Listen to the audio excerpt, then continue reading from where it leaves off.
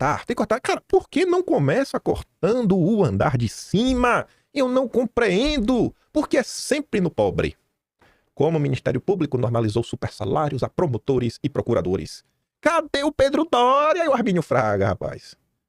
Pesquisadores mostram como cultura de pagamentos acima do teto constitucional, supersalários, se alastrou pelo Ministério Público. Sabe quem também? Sem piada nenhuma.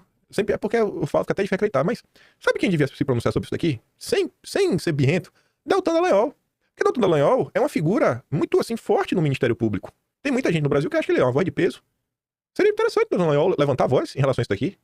Tô falando sem piada mesmo, sabe? Porque por exemplo, quando o Bolsonaro fala da própria direita não tem um peso institucional maior, porque você faz parte daquele grupo. O povo para pra te ouvir. É tipo uma opinião técnica sobre a coisa. Alguém que viveu lá dentro, que tem experiência. Mas, infelizmente, Deltan Dallagnol não vai falar sobre isso. TSE de São Paulo articula a criação de cargos, aumento salarial e pagamento de bônus. Aí, olha a justificativa. Eu adorei. O tribunal diz que impacto orçamentário é avaliado com a devida responsabilidade e transparência. Ou seja, é uma decisão técnica. 100% técnica. Com muita responsabilidade. Cara, é incrível. Você não vê Arminio Fraga, Pedro Doria, Rede Globo, ninguém. Eu quero muito que um dia o brasileiro comum, que já entende que progressismo não é sobre progresso, que quando escuta a Globo falar de Estado Democrático de Direito, é a mesma democracia da República Democrática o Popular da Coreia do Norte, que o povo gosta de botar um democrático no nome, né? É muita democracia, é tipo a democracia da Coreia do Norte. Na hora que o povo ouvir o nome arroxo fiscal, austeridade, sabe, irmão, vai cortar no pobre, porque é sempre no pobre, é sempre. Quando foi que fizeram algum arroxo que não no mais pobre? Aí, trazer outro exemplo aqui. Arminio Fraga fala, e assim como o Pedro Doria, que não concorda 100%, mas nesse ponto, concorda com Arminio Fraga, temos a Rafaela Vitória. Quem é a Rafaela Vitória? Já mostro pra vocês. Essa é uma questão fundamental e precisa ser tratada sem populismo. Não tem como chegarmos ao superávit primário concedendo aumentos reais em aposentadorias e outros benefícios.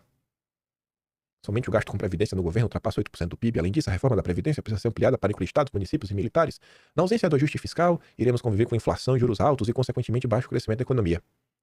Você viu, ela faz questão de listar a reforma da previdência. Mas ela não fala dos super salários. Não fala do andar de cima.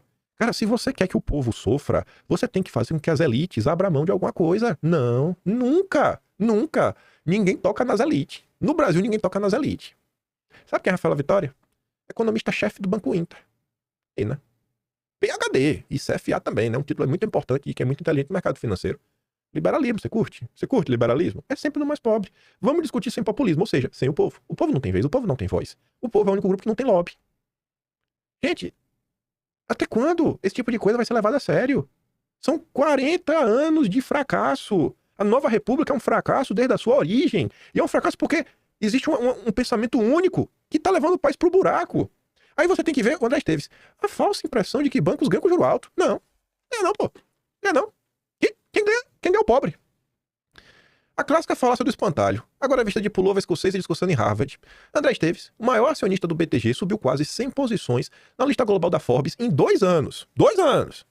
Hoje, figura entre os 5 brasileiros mais ricos do país com a fortuna de quase 7 bilhões de dólares. Não foi vendendo biscoito Globo na praia ou entregando iFood. Foi com o lucro acumulado do BTG ao longo dos anos. E que em 2024 foi recorde, ultrapassando 2 bilhões de reais. Boa parte disso em um ambiente de Selic alta, spreads amplos e política monetária apertada.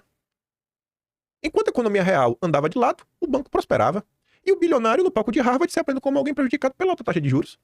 É o segundo vitimismo de banqueiro da semana. O primeiro foi do Setúbal. Alfredo Setúbal batido porque não consegue encontrar boas oportunidades para aplicar os bilhões que tem parados em caixa. Tadinho dos banqueiros, tão judiados pelo Brasil. Aí tu vê, né? Coitados dos banqueiros, juro alto não sai pra nada. Crédito do trabalhador de Lula, consignado, tem juro maior do que a média do consignado. Mas como assim? Era um programa para ajudar o cara que devia. O novo consignado tá acima. O Banco Central diz que antes do programa, a taxa média em fevereiro era 2,91. Aqui tá uma matéria que tá o número atual. Ó. O governo detecta que algumas instituições financeiras estão cobrando juros acima de 3,5% ao mês. Enquanto no modelo anterior, a taxa era 2,9%. Pô, Lula, faz alguma coisa aí, velho. Faz alguma coisa aí, Lula. Isso porque, quando se cortou esse programa, o Haddad falou que não via necessidade de colocar um teto. O Haddad queria que os bancos abaixassem o que quisessem, né? Chamaram de inclusão financeira o modelo em que o próprio trabalhador toma empréstimo dando como garantia o próprio dinheiro. Valor liberado, 6.600 em 19 parcelas com juros acima de 3,5% ao mês. Não é alívio, é captura. Transformaram a escassez em ativo financeiro. O empobrecimento virou o mercado. E o crédito, um instrumento de controle. 81% dos brasileiros afirmam que hoje compram menos do que há um ano. Esse dado não alarma Brasília. Ele interessa.